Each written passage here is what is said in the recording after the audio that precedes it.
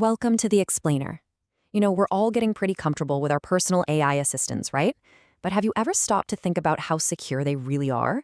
Well, today we're digging into a pretty scary flaw in one popular tool that left hundreds of users' private chats, their secret API keys, and even their entire servers just wide open. Yeah, sounds pretty scary, doesn't it? But this isn't just some hypothetical what-if scenario. We're going to dive into a real-world case that shows exactly how this can happen. And it all starts with a really powerful open-source AI assistant called Clawdbot. Okay, so first things first. To really get a handle on the risk here, we've got to understand the tool itself. What is Clawdbot, and why are so many people using it anyway?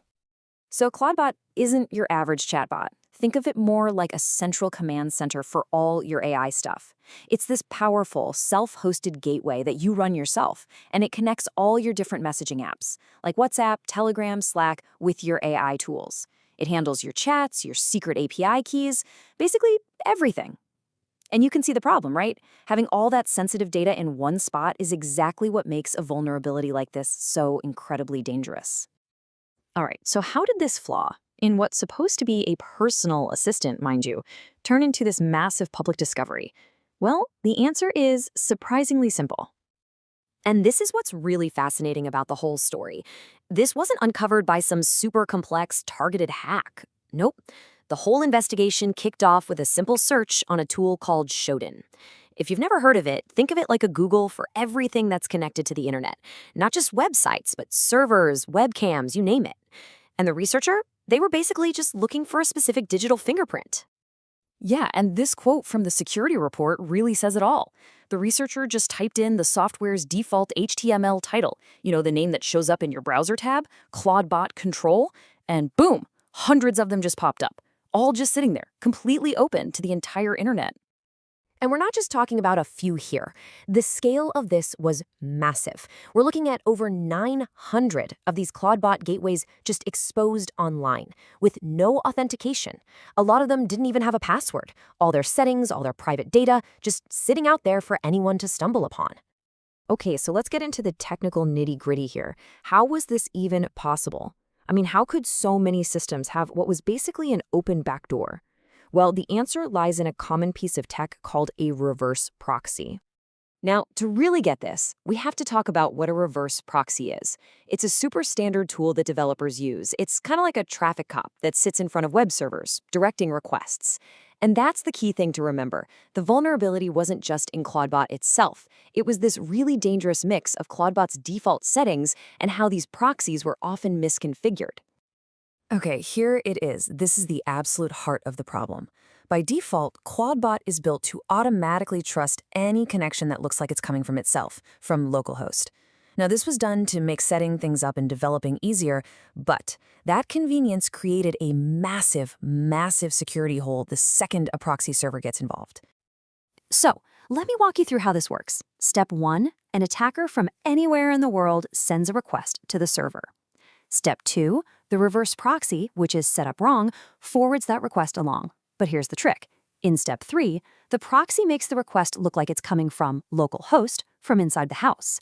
So for the final step, Clawdbot sees this request, thinks, oh, that's a trusted local connection, and just grants full access. No password, no questions asked. The analogy in the report is perfect. It's like a VIP security gate that automatically lets in anyone arriving on the internal shuttle, but the problem is the misconfigured proxy is acting like a bus driver dropping off any random stranger at that same shuttle stop.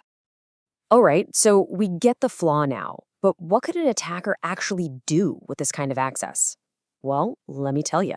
The potential for damage here it's pretty severe.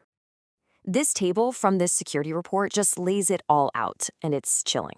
We're talking about an attacker being able to read your configuration files and steal your API keys for services like Anthropic, not to mention your bot tokens for Telegram and Slack. They could just exfiltrate months and months of your private conversation history, files, and all.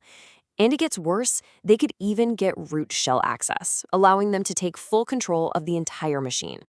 Look, to put it simply, this is what we call a total compromise.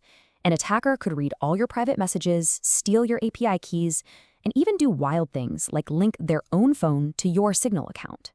And yeah, the absolute worst case scenario? If Clawdbot was running with the highest permissions, an attacker could get complete root shell access. They would own the entire server. Game over. Okay, so that's the scary part. But now for the most important part of this whole story. How do you lock it down? Let's talk about the solution and the steps you need to take to make sure your gateway is secure. And the good news is, the fix is actually pretty straightforward, as you can see in this side-by-side. It really all boils down to not using the insecure default settings. On the left, you see the problem, empty trusted proxies, no password. On the right, the secure setup. You explicitly tell it which proxies to trust, you turn on password authentication, and ideally, you don't even expose it directly to the internet at all. So here's your 4-step security checklist right from the official docs. First, you've got to audit your system. There's a built-in command for that. Second, authenticate. Set a gateway password, please. Third, restrict access by getting that trusted proxy setting configured correctly. And fourth, and this one is absolutely crucial, you have to rotate all your secrets, all your API keys, all your bot tokens. You just have to assume they've already been exposed and start fresh. And for an even better, more robust level of security, the documentation actually recommends not exposing your assistant directly to the big bad internet at all.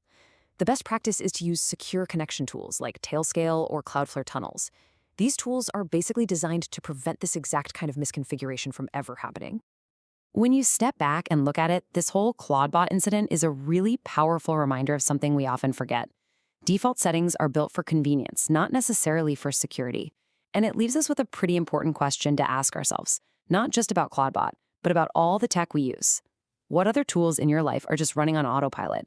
And is that convenience worth the potential risk?